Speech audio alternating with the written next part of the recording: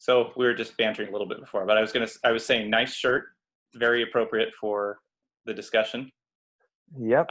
What I can see the very top of it, but let's see. So you got Star Wars. Got, Okay. Okay. So Vader and lightsabers and all that stuff. Is that It's got Han and Leia Luke, kissing there? It's got Luke, Han, Leia. Oh, very nice. Yeah, and more. So how many Star Wars shirts do you have or own? I probably have at least 5 that are in the regular rotation right now. So in the regular rotation. Is that on a weekly basis? So it's basically every weekday? Yeah. I could. Yeah, I try to swap it out occasionally, but I could if I wanted to. I picture you like going to work, dressing all business, but you have that underneath. So like you could pull it out as like Superman whenever you need. maybe if I lived in Minnesota or somewhere cooler. Yeah, that's true. Arizona, yeah, you're not going to have your multiple layers in the summer, even for Star Wars fandom. Yeah, well, maybe, yeah. I mean, I guess we can decide if you really want to be a true fan. Yeah. But it's not. Yeah, it's nice working from home because I can wear my Star Wars shirts to work every day. And do you? I often, yes. Often, okay. Well, we'll let that pass. But I might commit you by the end of this to make that more frequent. Sounds good. I was going to pop some popcorn, and because we're talking about movies, and I was just gonna be munching on it and getting the sound effects of me talking with popcorn in my mouth while we're talking about it. But so popcorn and movie theaters, I just associate. Like I grew up not even really getting popcorn. Well, if we did do popcorn, it was sneaking it in because we wouldn't get the overpriced popcorn in the movie theater. But that really strong, buttery smell that's probably toxic is just something that brings up all the associations with Star Wars, or with movies in general, but also Star Wars, because I have a lot of good memories about Star Wars in the theaters, which we will talk about. Yeah, great. Okay, and you prepared a list. Let me pull up. You were very prepared because you are serious about this stuff. Yes, I'm very serious about Star Wars. You're the most serious about this of anyone I know. Yeah, I was gonna say, like there are people out there who know so much about Star Wars, and you cannot be an expert on Star Wars. It's just impossible to beat some of the people out there. Because somebody's always going to be challenging someone you. else knows more. But I'd say if you had 1,000 friends, I would be the one friend who knows more than the 999. Okay. But that still leaves probably a few 100,000 people. But since I have 100,000 friends, there are probably some more. There are probably more out there that know more than I do. All right. So unfortunately, no chewing sounds. I did bring a Coke, so that's good. But I always bring a Coke regardless. You got to break out the Coke, Yeah. Let's go out to the movies, and you got the Coke dancing across the screen. That's is that a thing? Simpsons is there like a little there was an old TV. There was an old ad in theaters that was like that, and Simpsons parody did it. I only know it from the parody. I don't think I've ever seen the actual ad. But anytime you go to the theater, you're going to see an ad for popcorn and Coke. True. Yes, because Coke dominates definitely. Okay, so you had your caveat. Did you already give your caveat on expertise? That's my caveat. Was that it? Okay, so that there are other people who also know about Star Wars. You're not the only person in the universe who does. Absolutely, yeah. Okay, well, I guess that's all right. So I guess I could have had other people to talk to who would be even better than you, but you were the best I could get. So that's probably true. Caveat noted. All right. You had I was wanting actually to talk about our personal histories with Star Wars. Is that skipping ahead? Or can we start with that? I was curious about you. How Oh no, that's number one. Okay, yeah. Yes. How do I care about Star Wars? What's my history with it? Okay. I'll start with that, and then we can get into yours, because yours is probably even more what's the word? Oh, fanatic. There we go. So let's see. The oldest memories I have of Star Wars are from my grandma's movie collection. So, my grandmother, I'm gonna turn this up a bit. So these were back in the VHS days, and my grandmother had a closet in her house that was just full of VHS tapes, and so she had the original trilogy, and I think these were probably the originals before they were modified. And so my dad always liked A New Hope the most, and so we would borrow that on VHS, and we watched that all the time. And it was kind of like all the cousins would come over and check out movies. It was kind of like a Blockbuster type of thing. But then she was very, very vigilant about keeping track of who kept each one, and that you had to return them.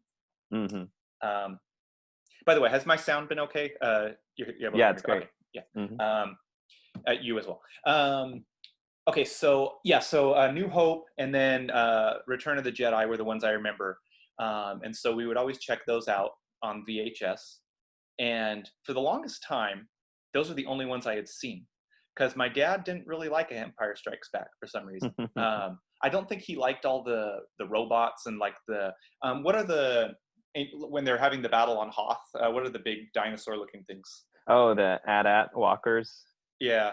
I guess he didn't like those, and I thought there were too many robots, and he wasn't into that. So anyway, because he didn't like it, we never got it. So I went for years without seeing Empire Strikes Back. So there was this big hole in my knowledge of the story missing. So I was probably like at least 10 years old before I ever saw Empire Strikes Back.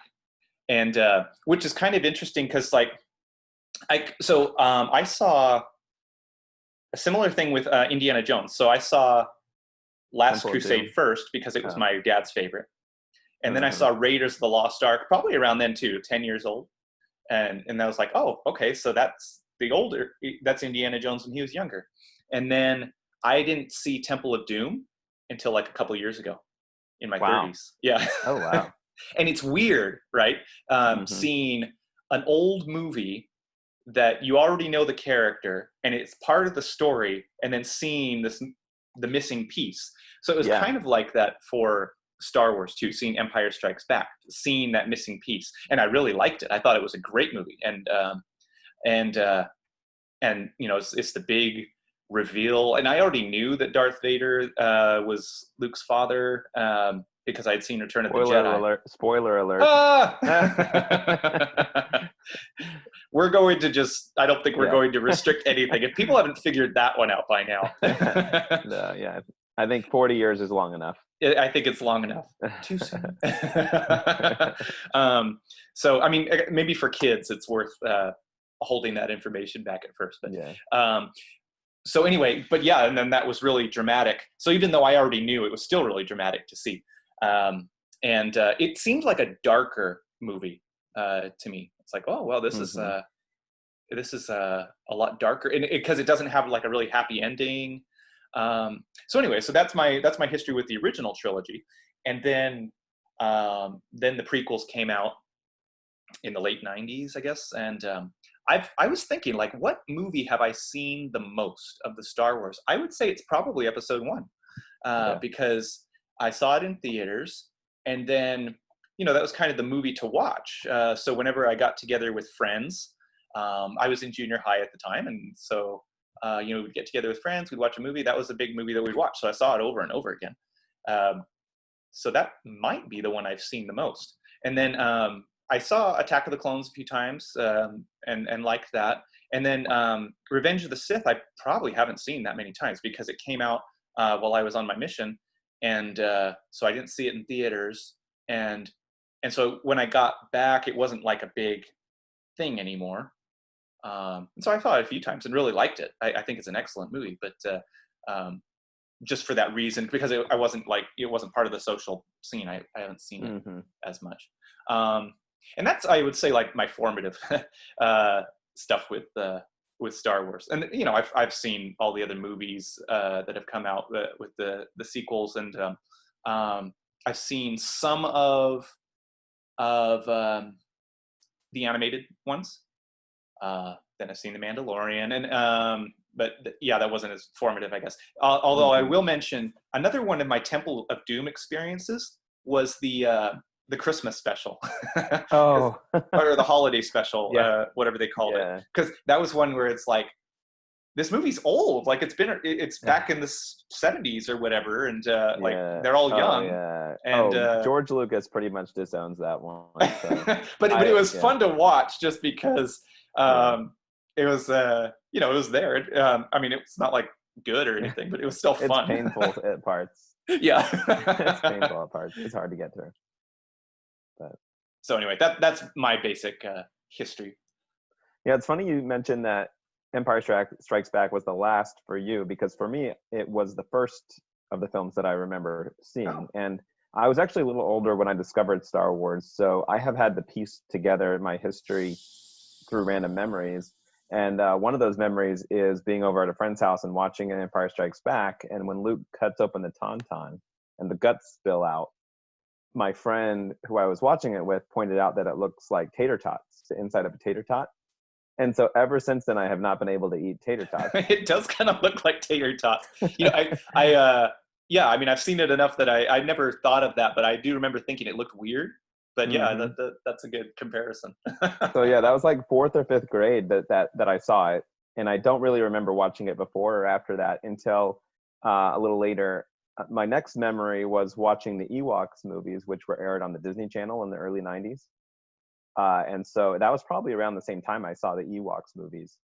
But it wasn't until the first time I remember watching Return of the Jedi, parts of it at least, were at my grandparents' house when I was about 12 or 13.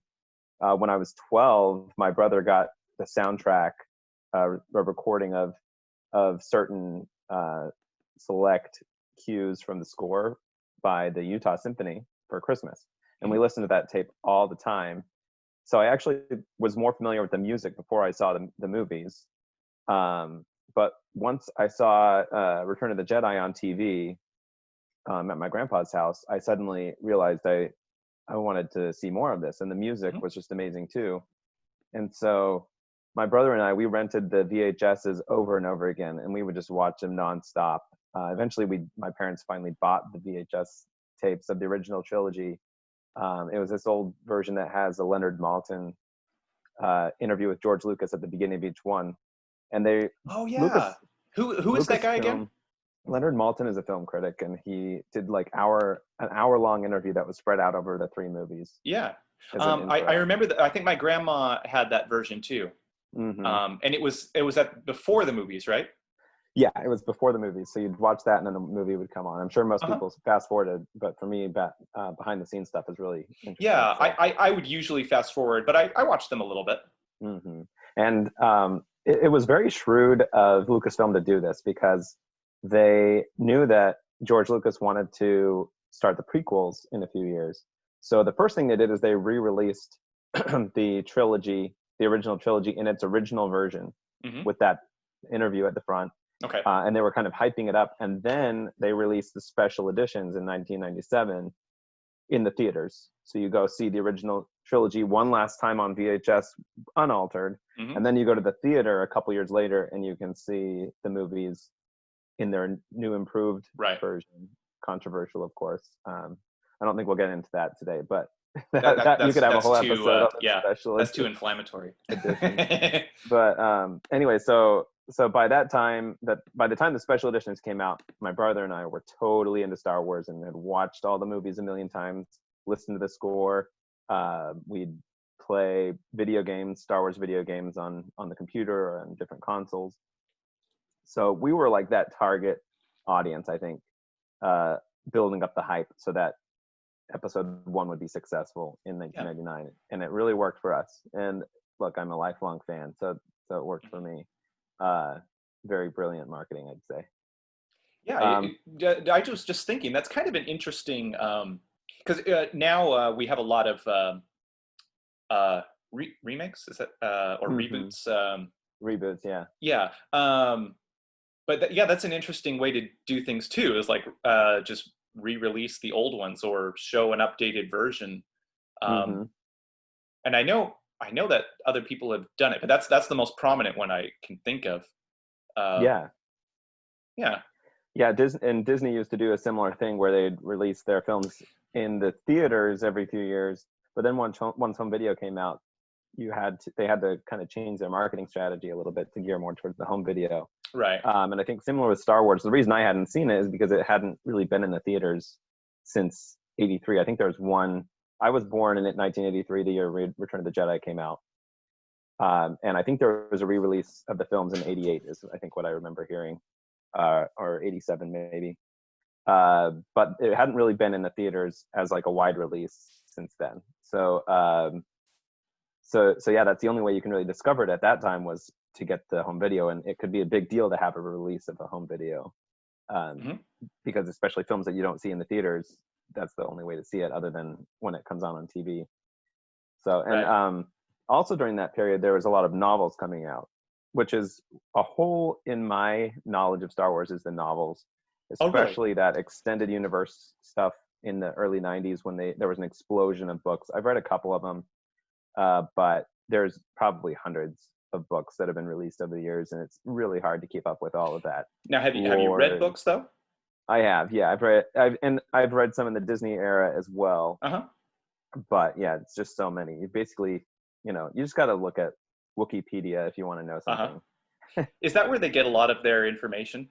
Yeah. Oh yeah. There's people who just know those novels inside out, because you have the old novels have been decanonized. So you have anything that was before 2012 was pretty much wiped off, unless it was a novelization of an actual movie.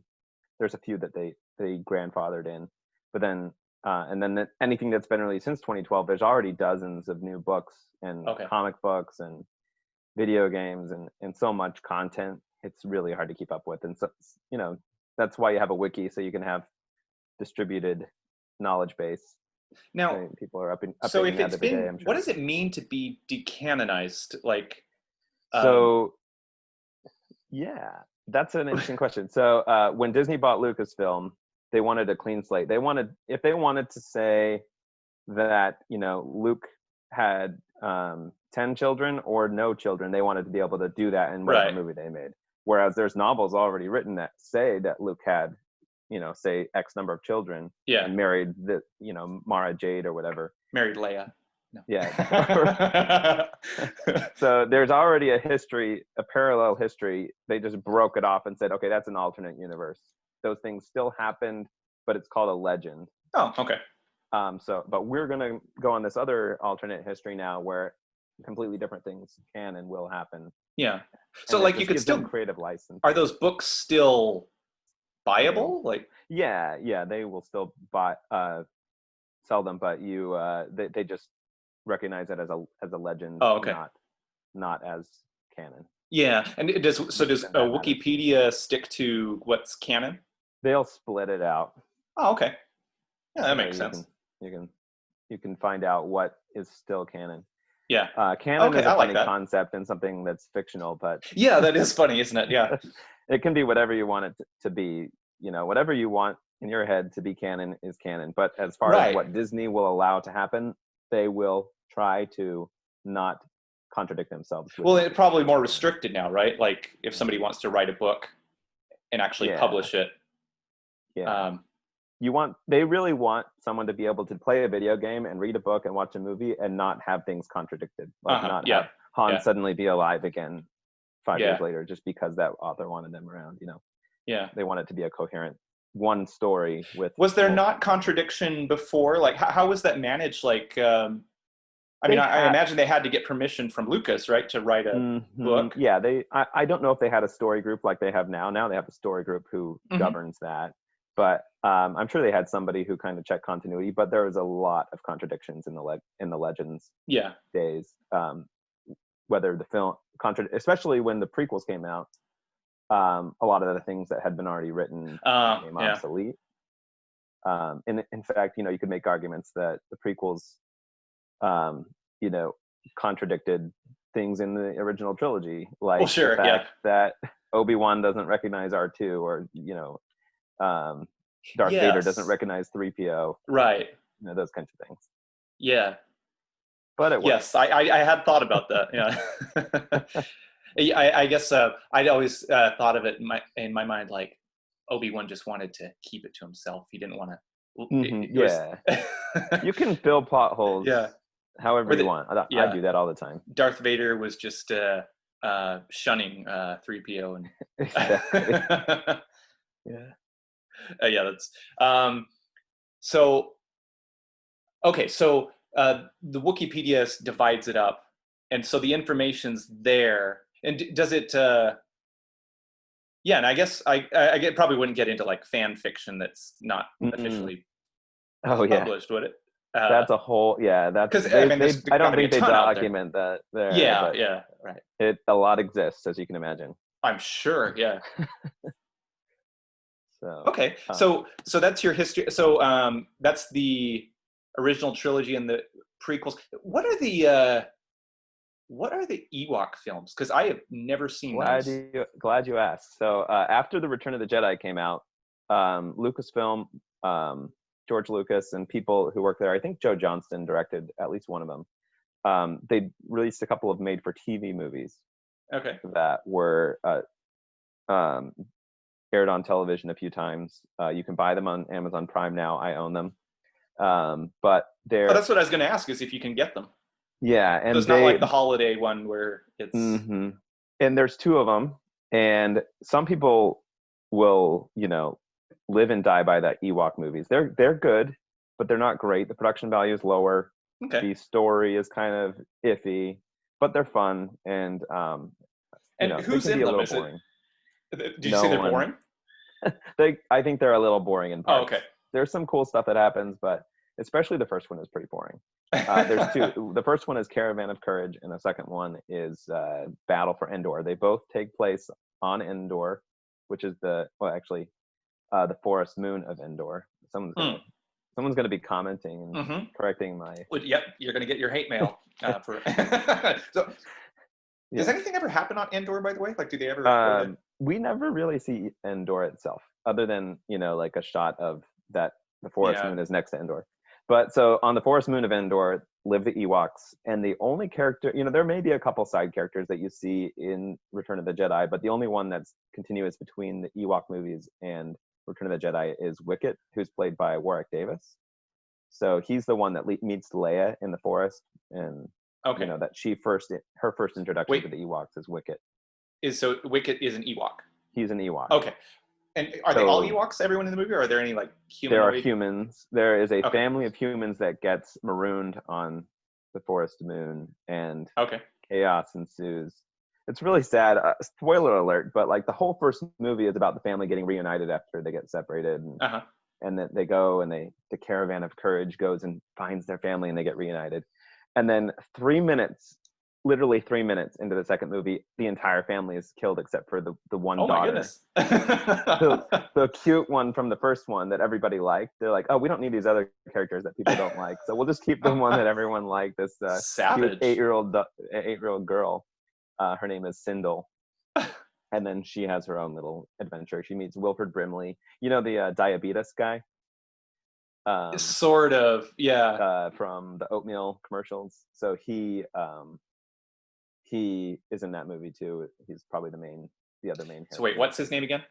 Wilford Brimley. I think I know who that is, but I'm just gonna look him up real quick. Wilford Brimley, because he's in lots of stuff, right?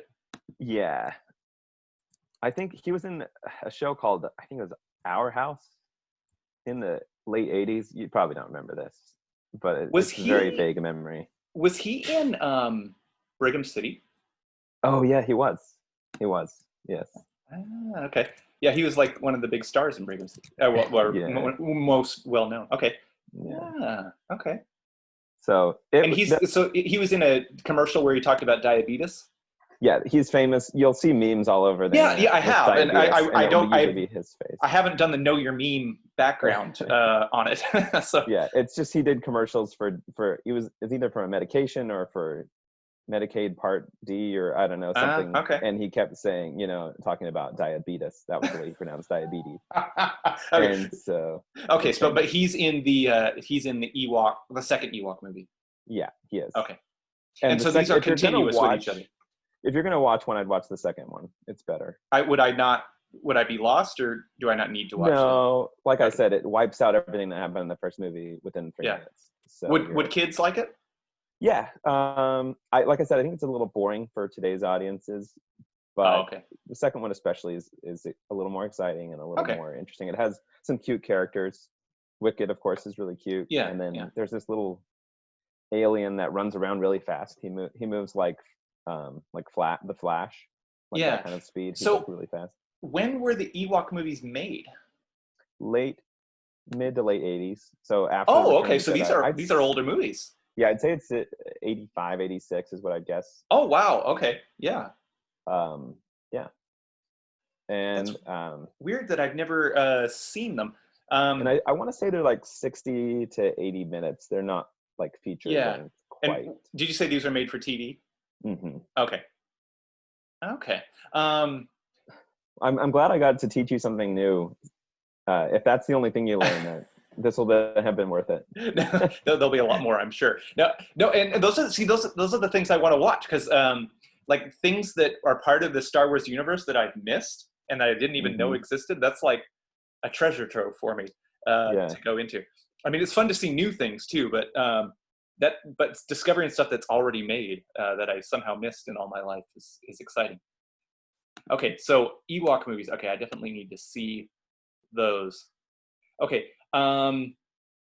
Now, question about the Ewoks. So, are there people who don't like the Ewoks? Yeah, that's a funny question, and maybe relevant to a later discussion. But every Star Wars movie, pretty much that has come out, has received criticism for something. People usually forget about the criticism, and then they are nostalgic for the older ones. But very famously, at least among Star Wars fans, is that Return of the Jedi was criticized by original Star Wars fans of the original Star Wars, because it was, dumbed down a little bit, focused on kiddie gimmicks, like that the Ewoks were just these cuddly teddy bears. It's not realistic that they could win a battle. But if you talk to anybody who grew up with Return of the Jedi, I don't think they really think that. I think they just remember the Ewoks being cool, fun, cute. Me too. Yeah, I never realized that. Yeah, that was something lame about them or anything. I thought they were great. Yeah, I mean, I guess if you like watch Empire Strikes Back and that's your gold standard, or even A New Hope, and you see things like Darth Vader facing off Luke Skywalker or Obi-Wan Kenobi, and you have this grand, mature battle, and then all of a sudden you have Ewoks knocking people with spears in their knees and whatever. It is a little bit of a dissonance there, but I really enjoy that the movie. I'm glad that I didn't have that preconception that can't be Star Wars. Yeah, well, and it seems like some things for. Well, here's an example. I think I actually haven't read The Hobbit, but so I need to do that. But I read it once a long time ago. It seems like some things that like children don't care as much about those type of distinctions, or teens, like those things can mix together. Like young boys like the intense stuff, but also are cool with the furry animals and stuff too. And girls can too. George Lucas often says that his target audience is kids, like probably that 8 to 12 range. So it makes sense if you see it from his perspective why he put that in there. Sure. But yeah. So just one more thing on the Ewoks. The reason my first exposure to the idea that there was something people didn't like about the Ewoks was in Lost, the TV show Lost. Oh yeah. There's I think season 5 or something. Part of the group goes back in time, like into the 70s, and then Hugo one of the characters who's like the lovable guy who's really into nerd culture and everything sci-fi. He's talking about how he wants to go back to the mainland and talk to George Lucas and to make all these suggestions of how to make Return of the Jedi better and not have the Ewoks. And oh man, that's a funny connection because J.J. Abrams produced Lost, and then he later that's directed true. 2 of the sequels. So. That's right. Yeah. And I'm trying to think if J.J. Abrams had any Ewok-like characters. Not really. Oh yeah, I'm sure he did. Like if you think about, I mean, the Porgs are probably the closest thing. That's a Rian Johnson creation. That's a Rian Johnson. Yeah, that was the one thing I was thinking of too. But like he has Dio and BB-8, his droid. Yeah, that's true. Yeah. Well, and R2-D2 was. R2-D2 is kind of a cute little guy too. Yeah. Oh, Babu Frick is very Ewok-like, I'd say. Who's that? Babu Frick in The Rise of Skywalker is the little droid mechanic who fixes C-3PO's memory. Okay. Yeah. He's the one. His tagline is, "Hey, hey." Okay. Yeah. He's great. Fan favorite. Okay, so let's see. We talked about special editions. Let's talk about the prequels. So 1999 was yes. Was that one? Okay. So and I assume you saw that in theaters? Yes, I did. I have seen all of the movies in theaters except for Attack of the Clones, which came out the day that I went into the MTC. Ooh. So, and I have yet to see it in theaters. It hasn't had a re-release. It was going to have a 3D re-release in 2013, I think, or 2014, but it got canceled because Disney purchased Lucasfilm and they canned all the 3D re-releases. Oh my! So, well, I thought there were some theaters who were doing all of them, like leading up to Episode 7 or Episode 9 or something. I probably would have had some opportunity to see it that way, but as a standalone release, I have not seen it. Okay, so okay, yeah, and so it was Revenge of the Sith for me, same thing, I guess. Well, I haven't seen the original trilogy in theaters, but other than 1997. How old are you in 97? I was 12. So yeah, my dad took my brother and me to the theater we lived in Provo at the time, and it was like back in those days where there was maybe a theater in each town, and you had a line around the block to get in, and it's nowadays you have like the multiplexes where you have like 24 theaters, and everyone's going to see it who wants to see it. But in those days you couldn't really guarantee your seat. But we saw all 3 of them. It was very hot ticket. Nice. It was over like a 3-month period. I think it was like February, March, April. You saw all 3 of the original. You're saying of the original trilogy, okay, gotcha. In the special edition form. Cool. Oh wait. Well, okay. No, we'll come back to the special edition, or maybe save that for another time. Okay. Okay, but okay, and so then okay, so you saw. Is that and what did you think of Was it what you were expecting? Did you know anything about the in the expanded universe, or have expectations of what it would be like? Yeah, I think anybody who really knew Star Wars at that time knew what was going to happen. I mean, there's almost nothing in the prequel trilogy that is a surprise to somebody who knew the story, because Return of the Jedi, I mean, obviously Darth Vader becomes bad, but like what else? So like, in the novelization of Return of the Jedi, there's a flashback where you find out that Darth Vader became Darth Vader because he faced off against Obi-Wan and fell in a pit of lava and was... Yeah. Okay, I do remember hearing that growing up, that he had fallen in lava or something. And about... I can't remember if they name... I think you do know the name Palpatine, Chancellor, that Emperor Palpatine is his name. I didn't hear it until after until Phantom Menace came out, so I wasn't sure if it was something that it... I think they did such a poor job of trying to hide it, and I think that was intentional. I don't think that it was intended to be hidden, because I think they knew that everyone knew what was going on. I mean, I knew. I remember knowing that he was the dude. I didn't catch it like in the movie, but people told me. And yeah, I was like, oh, it's okay, I can see. very heavily He's kind foreshadowed. of looking all sketchy when they're talking about, oh, but who was killed, the master or the apprentice? And he's like, yeah. And it's the same actor just under the hood over here, you know, like right. you can recognize the facial features plenty. I think it wasn't right. Yeah, that it's well, and I mean, it's the same actor, right? So yeah, anyone who knows who the actor is would. I didn't even realize it was the same actor until a few years ago, but yeah. Oh yeah. And in fact, Ian McDiarmid played the Emperor in Return of the Jedi. He did not play the Emperor in Empire Strikes Back originally, but they later dubbed his, they captured him and plugged him into Empire Strikes Back later, where it used to, I think it was a woman who was the model for the Emperor. Yeah, because my grandma had the older version where it was the other person, and I do remember that the person looked really different. Yeah, had like blowy eyes. In the special editions when they fixed that, they put Ian McDiarmid in. Yeah, and then well, I feel sorry for whoever was doing it, whoever did it the first time. I was like, you're gone. Yeah. But he is a gift. He is great. I am a big fan of Ian McDiarmid. He's perfect as the Emperor, and it's just so great that he's in all three trilogies and cements that role as the big bad. Now, is there anyone else who is in all three trilogies? The two droids, 3PO and R2, appear and is it the same? Is the 3PO the same voice? Anthony Daniels is the only person who has appeared in every Star Wars movie as himself, his own voice. And that is plays 3PO? Okay.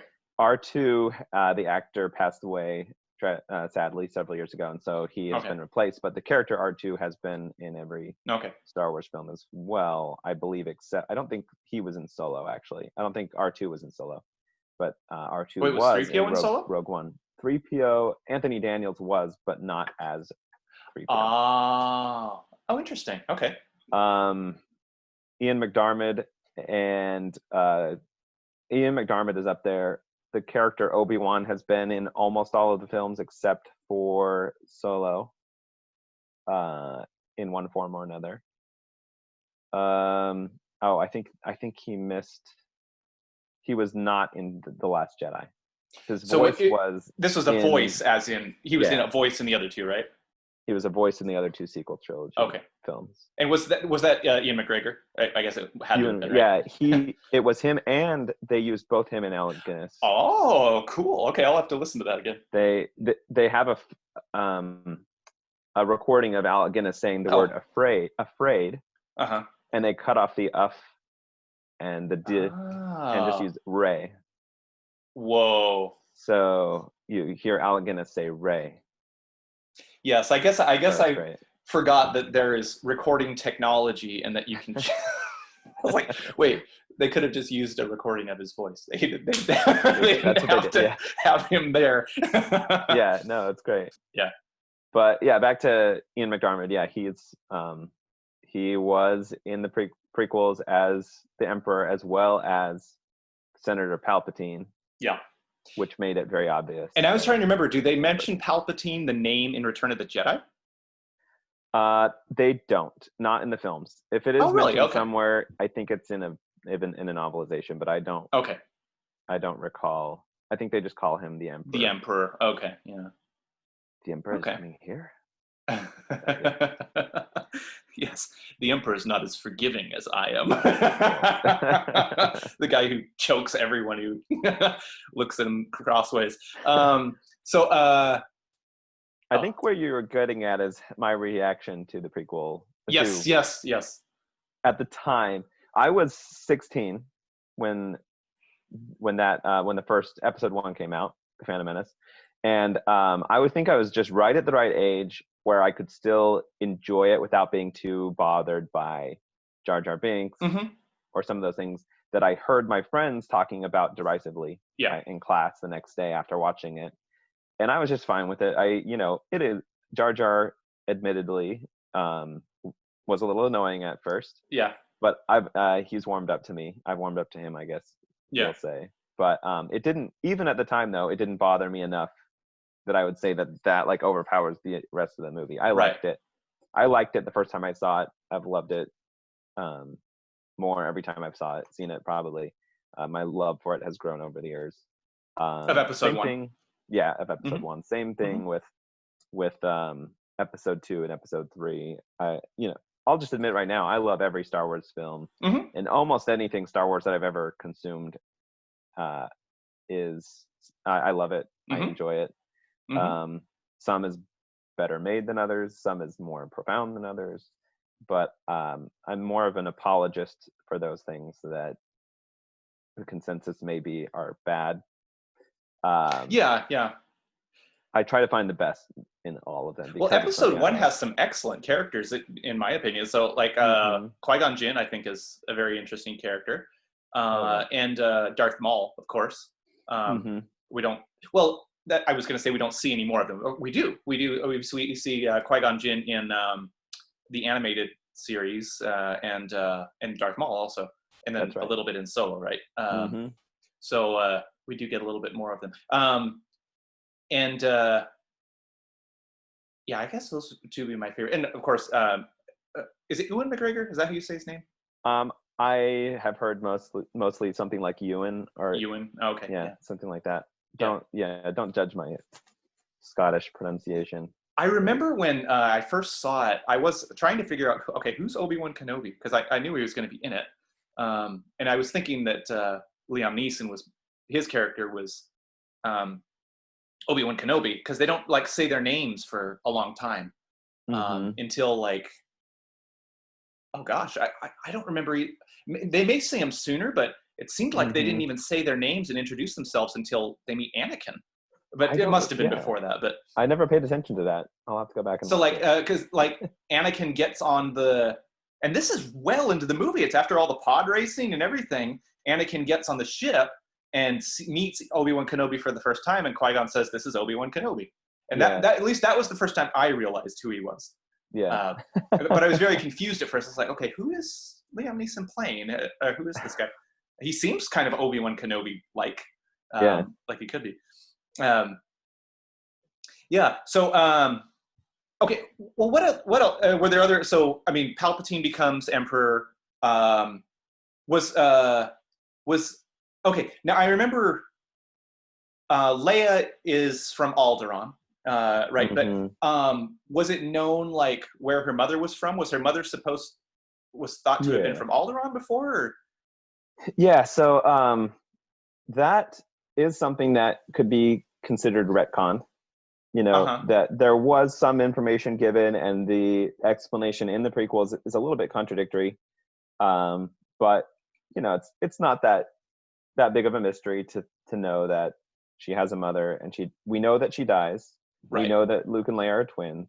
We know that Leia's from Alderaan. We know that Luke's from Tatooine. So we know there has to be some reason why they were split up. Right. They have to have been from other places, probably. Yeah. I think if you were to ask me in 1998 where was Leia's mother from, I would have said Alderaan probably, because Princess Leia is a princess. Right.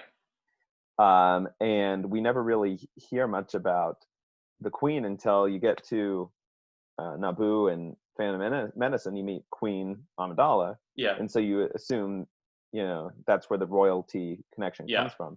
There's actually this but it whole doesn't, other right? story. It comes from it's Bail an adopted Organa title, right? Yeah, apparently Bail Organa and his wife hold like a barony or something, some kind of title in Alderaan. Okay. So it doesn't even come from that. So is that guy Organa? That's where Organa comes from? Yeah. Oh, her adoptive parents are the Organas. Okay. We knew that her father was Bail Organa. Interesting that she keeps the name Organa and doesn't do Skywalker. That's interesting. Yeah. She must really like her parents. She had good parents. Well, yeah, I guess if she were to choose, which father figure was a little bit more present. in all of the films, Bail Organa is probably the only good father that you really see. Who's practically flawless as a father, and you barely see him at all. But there's a lot. I can only think. I only remember him in Revenge of the Sith. Was he in other films? He was in Rogue One briefly as well. Okay. And I don't think they introduced him in Attack of the Clones. I have to go back. I can't think of it off the top of my head, but okay. But yeah, he's just very briefly. But most of the father figures in Star Wars are villains or get killed off very quickly, or are holding their children back from their greatness, or whatever. Yeah, it's tragic. Okay, all right. Let's see. Talked to quite a bit. Oh, okay. Let's. Anything else you want to talk about on the prequels? Not. That's it for now. I think. Okay. Yeah, we can get more into those later because there's a lot there definitely. Okay. Clone Wars. Have you watched all of the Clone Wars? I have. I've seen all 7 seasons. I think it's 7 seasons. Don't quote me on that. But there are 7 seasons.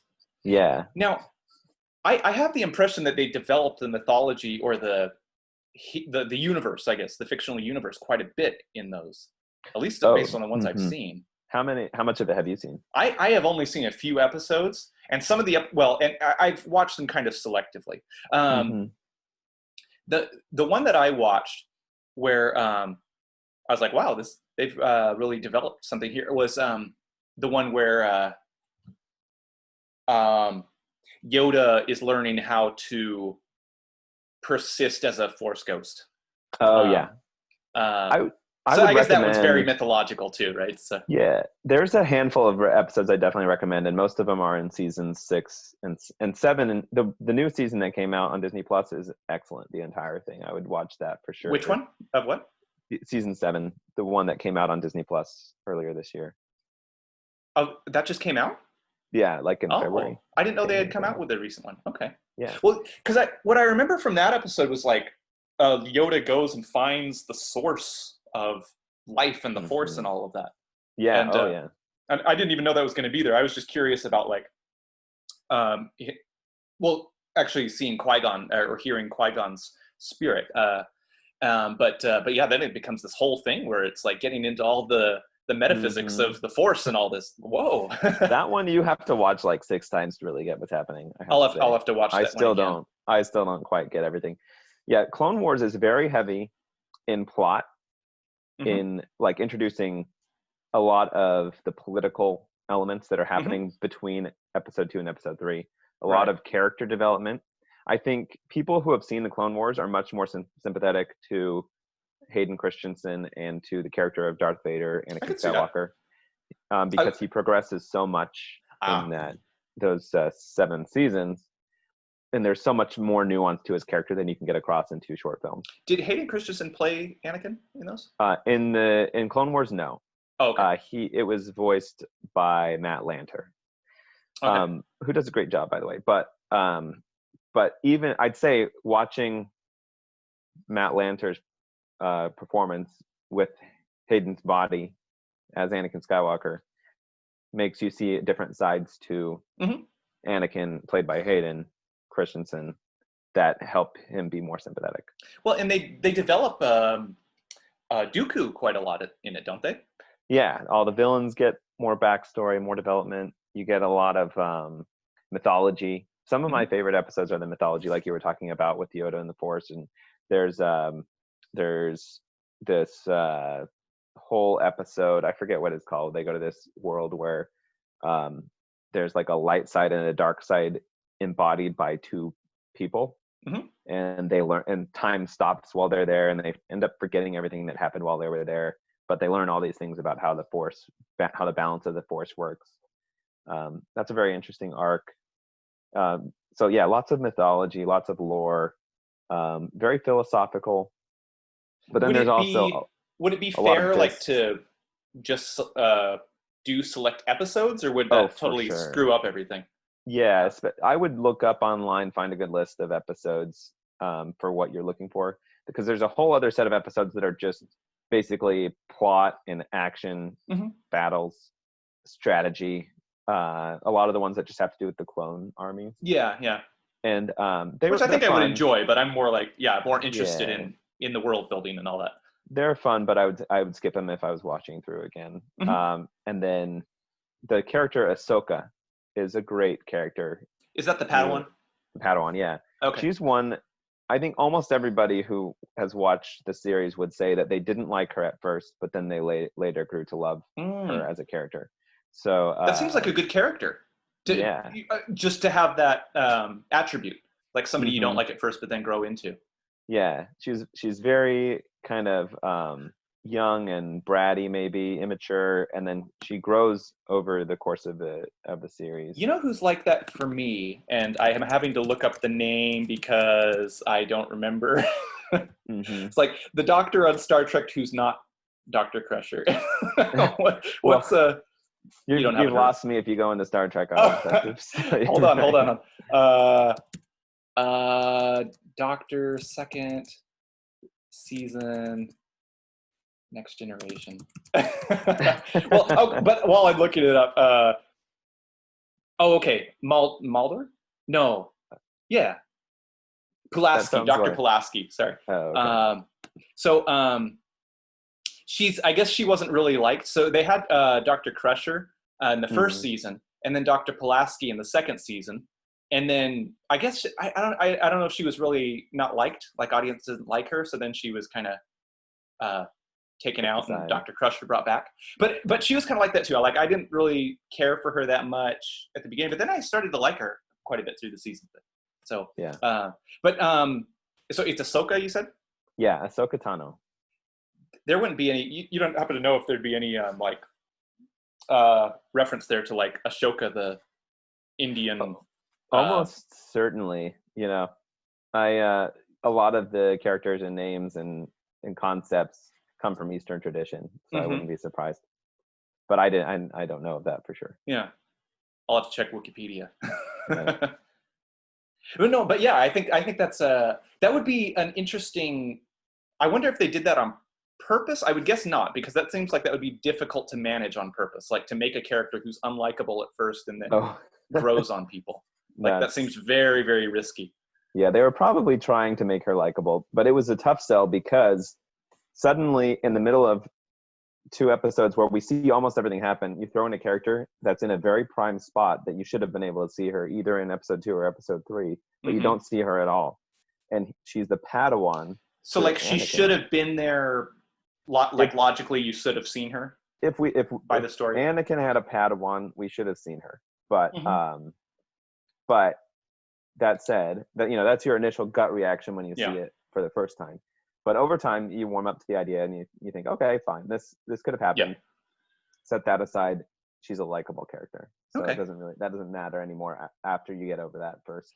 Is she voiced in like the Rey, all the Jedi's coming on me moment? Yes, she is. Okay, cool. She is. Nice. It gives me chills thinking about it. Yeah, that moment is probably my favorite in all of. Because of her specifically, or just no? More, but actually, part of that. That's part of it. Okay. The strongest for me is Hayden Christensen's voice coming in. But all of the voices I think contribute to it. Yeah. Obi-Wan, Yoda, Mace Windu, all the Jedi's voice coming in. Yeah. Anyway.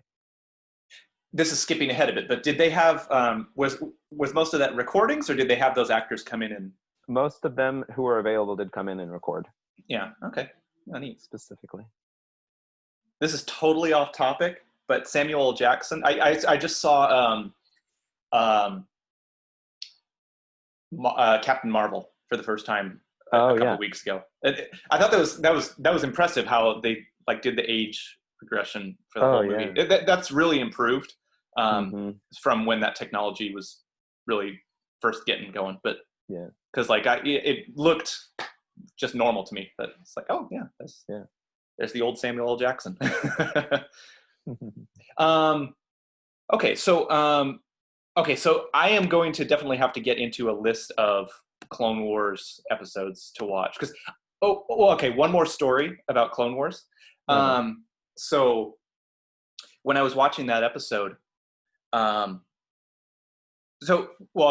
the cave scene with Luke Skywalker going into the cave in Empire Strikes Back, I didn't appreciate it when I first saw it as a child, but now I think that is a very deep and a powerful scene.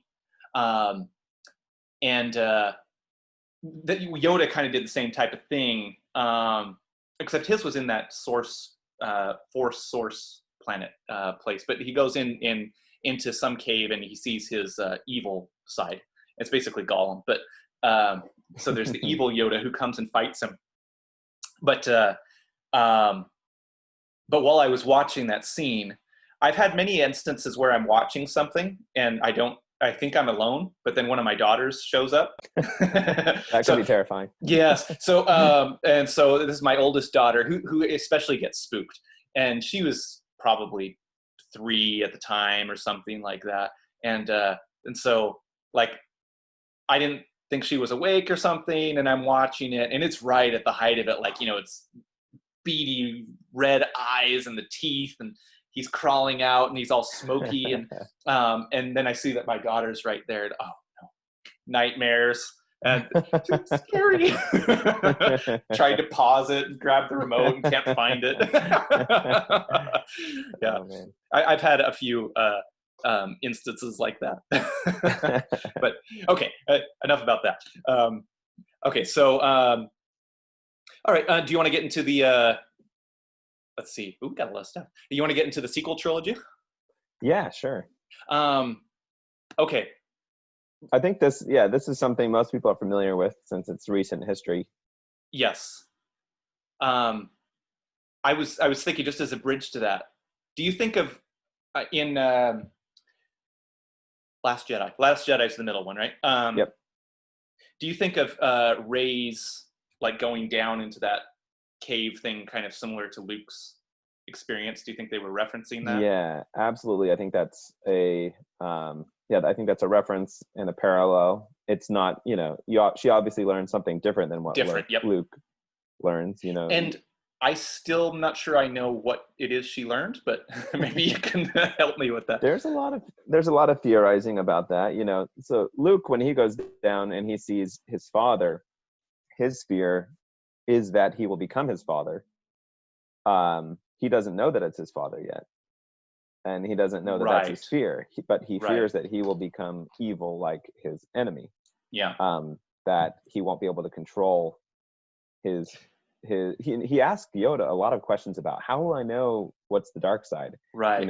And things that he shouldn't really need to ask, and someone who's that old should know. The fact that I had never really thought of the fact that he didn't know that it was his father, and now that's just opening up a whole new dimension of the thing to me, because it is his father, and he has this fear of a father figure that he doesn't know is his father. Wow. Okay, there's probably a lot of Freudian stuff there.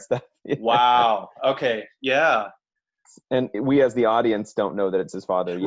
Right. But on a repeat watch, you do. Yeah. And so it can read a lot more into that moment. But so, yeah, his fear is going to the dark side. His fear is becoming like his enemy, becoming like his father. That by fighting the darkness, he will become the very darkness that he fears. Mm-hmm. So Rey is very similar to that. Her fear is that she is alone, that she's no one, that her family abandoned her and doesn't love her.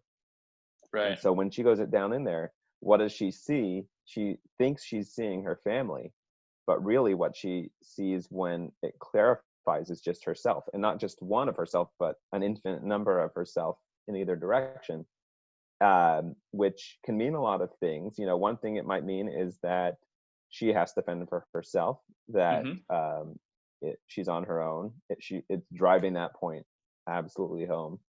You also kind of see that there's a cycle to it. What starts comes back around. What does that mean? I don't know, but there's been a lot of speculation. That's something you could have. Right. So, and I'll have to watch it again. I think I've only seen that one once, which is crazy. But no, so I definitely have to correct that. But so she like does a snap or something, right? Mm-hmm. And then it goes around in a circle, but then she doesn't snap again or something. She snaps again at least one more time, yeah. Oh, but then she does it again once, right? And it's like right in sequence. Yeah, right in sequence, yeah. But then what happens? I'm trying to remember. And then the chain breaks, and I think she eventually like falls into the water. I can't remember exactly how the scene progresses. Okay, I'll definitely have to watch that. She ends up back out of the cave. Yeah. Yes. So.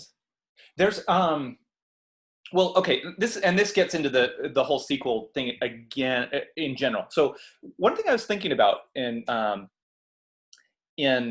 just prepping for this discussion is that one thing you could think is that with the sequels, especially since they were made with different directors, and that maybe there's some not an overall coherence to it or consistency. But then I was kind of thinking like maybe that doesn't really matter so much, like because so Last Jedi kind of has certain ideas that it's playing with that are different from the other two, but that seems to be okay to me. Like, I mean, like across 9 films, are you going to have like perfect one seamless narrative that goes through it? It kind of makes sense that each of them is going to have its own thing, right? But because the Last Jedi was one that to me seemed to have it gave me a lot to think about.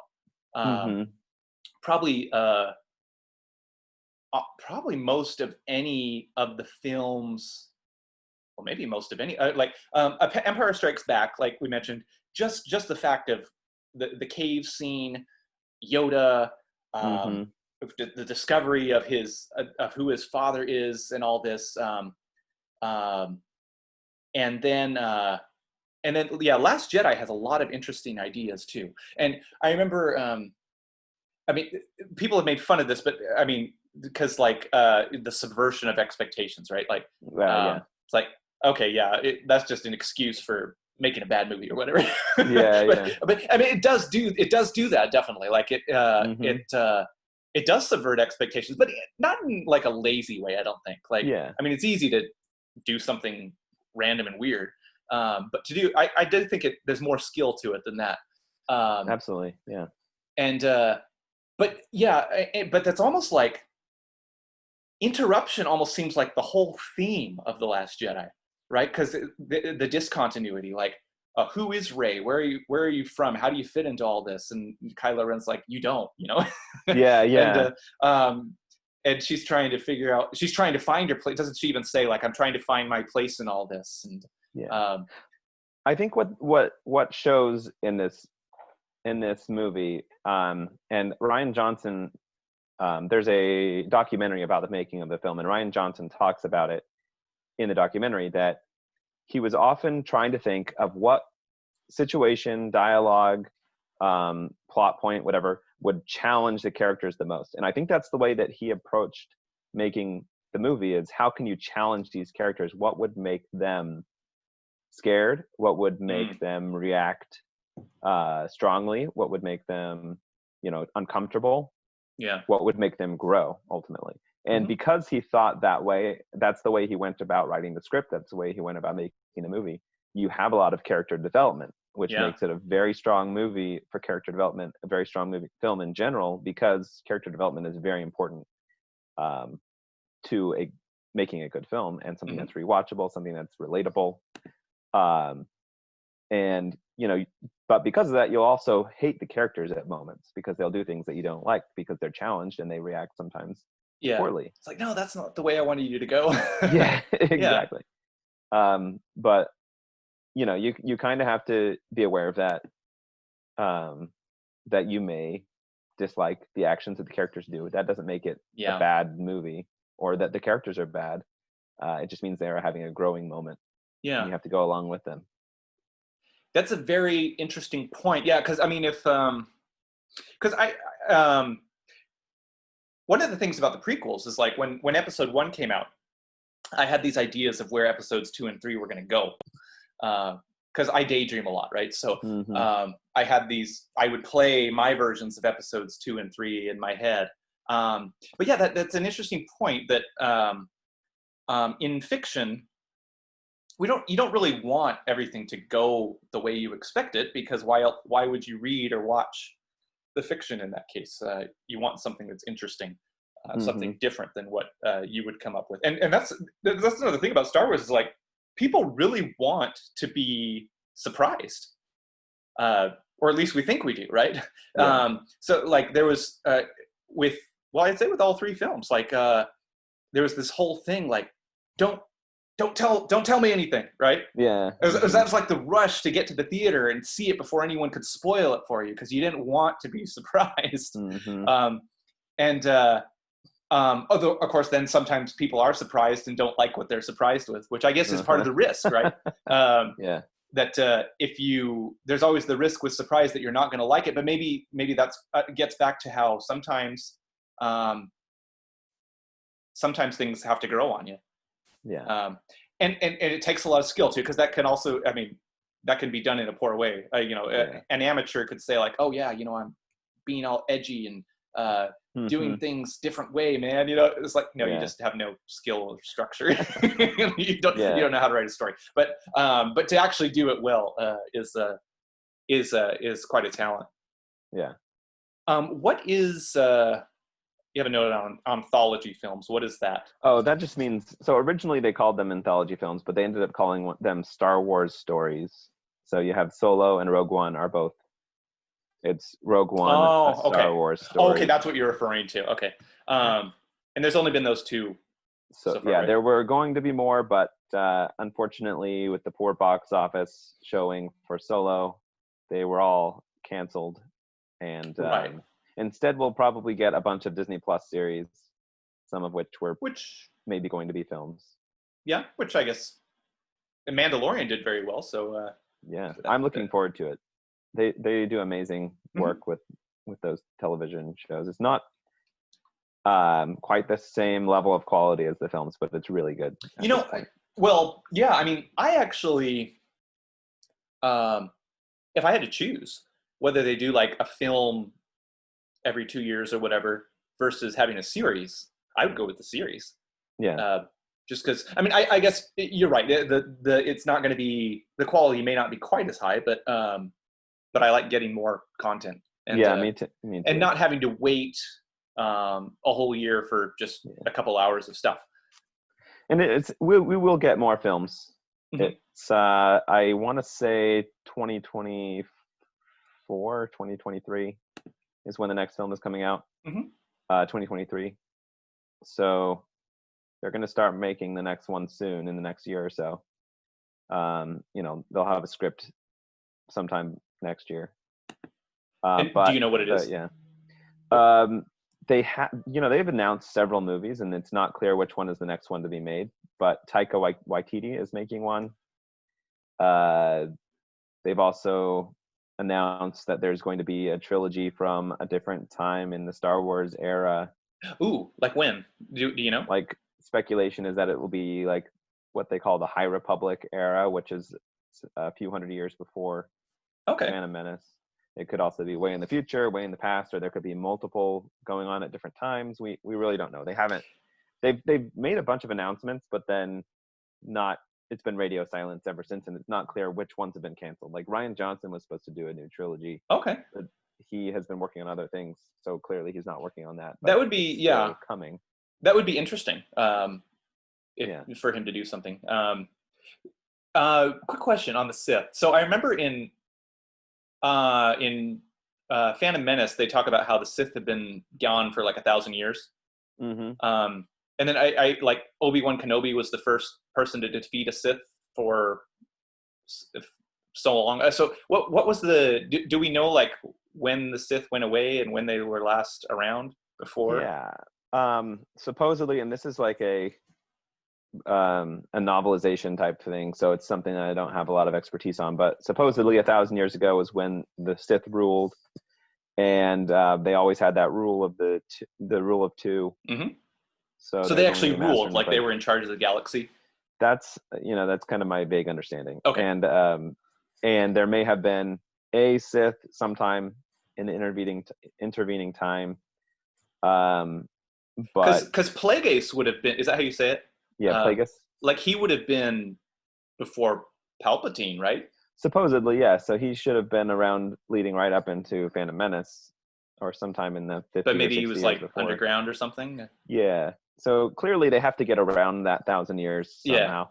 Yeah. Either by having people who are dark lords but not Sith, or by having Sith who are just one, not two, or having Sith who were hidden and didn't come out in the open. Wait, so are a Sith and Dark Lord different? Well, often in the films you hear Dark Lord of the Sith, but they could make up a new title. Like okay. Like the Knights of Ren, for example, is a good example of. Okay.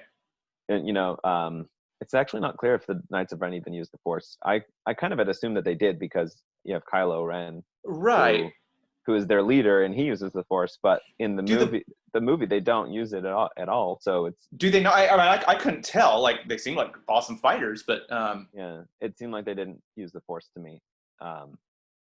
Which maybe someday we'll find out that they did. Well, and there are different degrees, right? Like, can't you? Like, it's not just telekinesis, right? Can't you just kind of be like very perceptive? Yeah, that's right. In using the Force also, which seems to be like Leia's main use of it. I mean, I guess she had. We see her moment in space where she like pulls herself toward the spaceship, right? Yeah. So that's one. I guess that's telekinetic, more or less. Are there any other instances where she like is moving objects just with the Force? You know what? I don't think so. I don't think so. She's good with the lightsaber, because we know that from the flashback. The lightsaber. Right. But other than that, it seems to be just she's very perceptive and can sense emotions, and I guess she talks with her mind, right, to Luke. Yeah, she does do that. Yeah. Cool. Let's take a quick break. Okay, let's do it. All right. I'm gonna stop.